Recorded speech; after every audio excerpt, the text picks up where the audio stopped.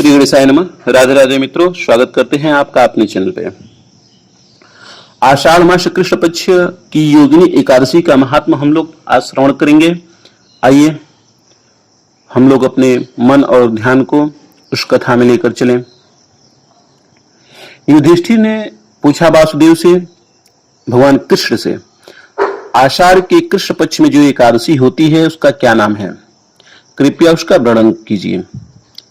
भगवान श्री कृष्ण बोले, नृपश्रेष्ठ, आषाढ़ के कृष्ण पक्ष की एकादशी का नाम योगिनी एकादशी है। यह बड़े बड़े पातकों का नाश करने वाली,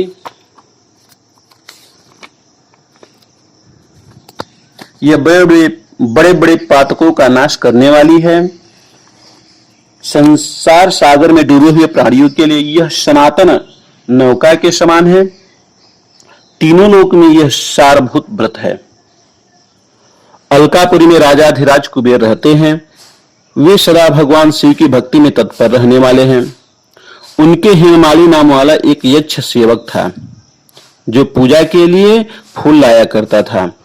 हेममाली की पत्नी बड़ी सुंदर थी। उसका नाम विशालाक्षी था। वह यह काम पास में आबद्ध होकर सदा अपनी पत्नी में आसक्त रहता था। एक दिन की बात है, हेममाली मानसरोवर से फूल लाकर अपने घर में ही ठहर गया और पत्नी के प्रेम का रसास्वादन करने लगा।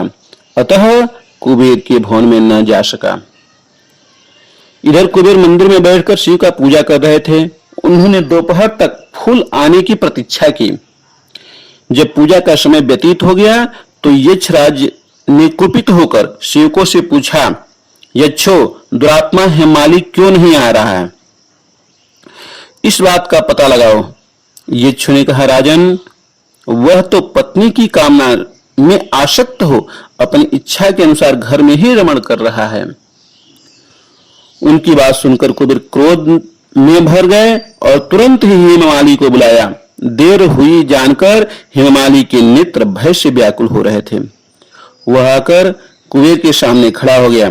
उसे देखकर कुबेर की आंखें क्रोध से लाल हो गईं।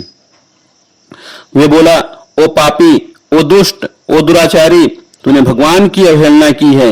अतः क्रोध से युक्त और अपनी उस प्रियतमा से वियुक्त होकर इस स्थान से भ्रष्ट होकर अन्यत्र चला जा।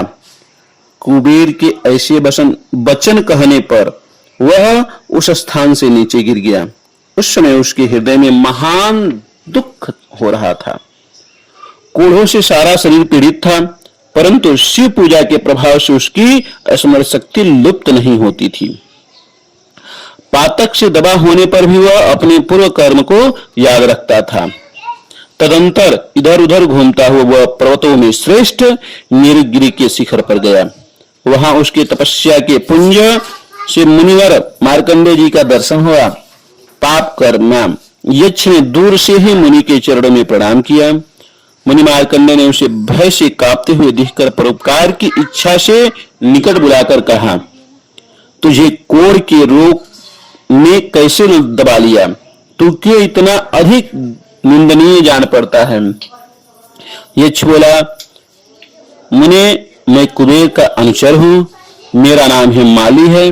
मैं प्रतिदिन मानसरोवर से फूल लेकर आकर शिव पूजा के समय कुबेर को दिया करता था। एक दिन पत्नी सहवास के सुख में फंस जाने के कारण मुझे समय का ज्ञान ही नहीं रहा। अतः राजाधिराज कुबेर ने कुपित होकर मुझे श्राप दे दिया, जिससे मैं क्रोध से आक्रांत होकर अपनी प्रियतमा से बिछुड़ गया। मुनिश्रेष्ठ, इस समय किसी शुभ कर्म के प्रभाव से मैं आपके निकट आ पहुंचा हूं। संतों का चित्त स्वभावतः परोपकार में लगा रहता है। यह जानकर मुझ अपराधी को कर्तव्य का उपदेश दीजिए। फिर मार्कंडेय जी ने कहा, तुमने यहां सच्ची बात कही, असत्य भाषण नहीं किया, इसलिए मैं तुम्हें कल्याणप्रद व्रत का उपदेश करता हूं। तुम आषाढ़ के कृष्ण पक्ष में योगिनी एकादशी का व्रत करो। इस व्रत के पुण्य से तुम्हारी कोढ़ निश्चय ही दूर हो जाएगी। भगवान श्री कृष्ण कहते हैं, ऋषि के ये वचन सुनकर हेममाली दंड की भांति मुनि के चरणों में पड़ गया। मुनि ने उसे उठाया इससे उसको बड़ा हर्ष हुआ। मार्कंडेय जी के उपदेश से उसने योगिनी एकादशी का व्रत किया, जिससे उसके शरीर की कोढ़ दूर हो गई। मुनि के कथनानुसार उस उत्तम व्रत का अनुष्ठान करने पर वह पूर्ण सुखी हो गया। नृपश्रेष्ठ, यह योगिनी का व्रत ऐसा ही बताया गया है।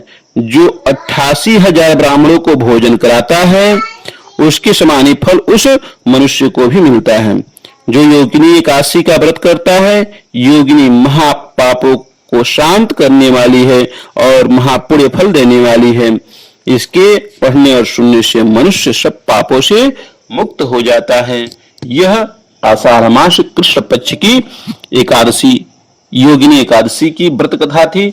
मित्रों, अच्छा लगे तो चैनल को सब्सक्राइब करें, वीडियो अच्छा लगे तो लाइक और शेयर जरूर करें। मिलते हैं अगले वीडियो में, तब तक के लिए राधे राधे।